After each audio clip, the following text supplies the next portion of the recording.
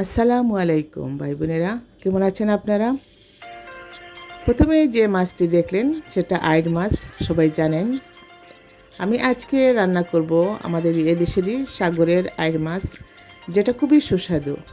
আর আইড় মাছ ভুনা বা কারি, এটা আমার ফ্যামিলির যেভাবে আমি রান্না করি কারিটা খুবই প্রিয় সবার, বিশেষ করে আমার বাচ্চাদের খুবই প্রিয়।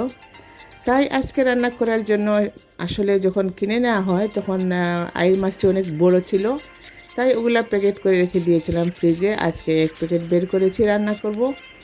আর তাই ভাবলাম আর কিছু আপনাদের সাথে শেয়ার করব না, শুধু আইড় মাছটি শেয়ার করব। দেখে নিয়েছেন কিভাবে আমি বের করে ওগুলা ফ্রাই করে রেডি করে নিয়েছি। তো কিভাবে রান্না করব ডিটেলস আজকে আপনাদের সাথে, শুধু আইড় মাছ কারিটা আপনাদের সাথে শেয়ার করব ভাই বোনেরা। আমার পুরা বিশ্বাস আপনারা যদি এভাবে রান্না করে খান তাহলে অবশ্যই আপনাদেরও ফেভারিট হয়ে যাবে। তো দেখতে পাচ্ছেন পেঁয়াজ, আদা, রসুনের পেস্ট একটু দিয়েছি আমি। অত্যন্ত যত্ন করে আমি রান্না করব, তাড়াহুড়া করব না, কারণ এটা আইড় মাছ বোনা যেহেতু, সেহেতু একটু সময় নিয়ে করব। আমি তেলের মধ্যে মিডিয়াম আছে এগুলা, মানে পেঁয়াজগুলো প্রথমে একটু নেড়ে চেড়ে আদা রসুন দিয়ে তারপরে হলুদ আর মরিচের পাউডারটা দিয়ে দিয়েছি, সাথে লবণ। তো যখন একটু বেজে নিয়েছি, একটু সময় ধরে বেজে নিলাম, তারপরে আমি এটার মধ্যে অ্যাড করব 2টা টমেটো আর তেজপাতা। তো তেজপাতা আর টমেটো দিয়ে আমি একটু নেড়ে চেড়ে আমি একটু ঢেকে দিব, যাতে এগুলো নরম হয়ে যায় টমেটোগুলা। আর মাছের রেসিপিটা যখন আমি বানাই, মাছের কোনো কারি, তখন আমি এই 3টা জিনিস আপনারা দেখতে পাচ্ছেন, ধনিয়া, জিরা এবং মৌরি বা মিষ্টি জিরা, আর অনেক কি নাম আছে এটার।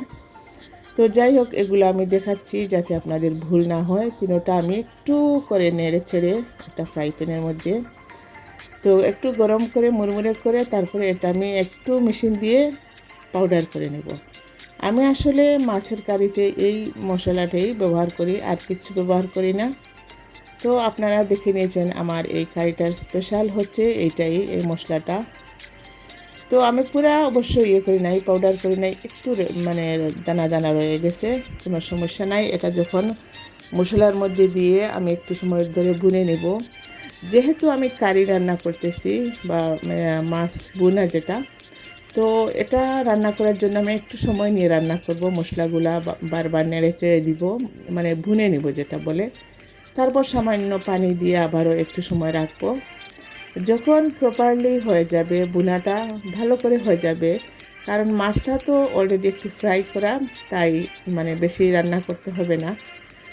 এজন্য আমরা মশলাটাকে ভালো করে বুনে নিতে হবে, কারণ বুনে নিলে এটা মানে প্রপার হবে না আসলে।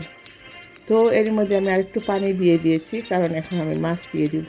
আমার মশলাটা বোনা হয়ে গেছে, আর সাথে সাথে আমি মশলা যখন বোনা হয়ে গেছে একটু ঝোল দিয়ে মাছগুলা ঢেলে দিয়ে একটু সময় ধরে নেড়ে চেড়ে করে এভাবে খোলাই আমি রান্না করব, ঢেকে দিব না, কারণ ঢেকে দিলে মাছগুলো অনেক সময় ভেঙে যায়।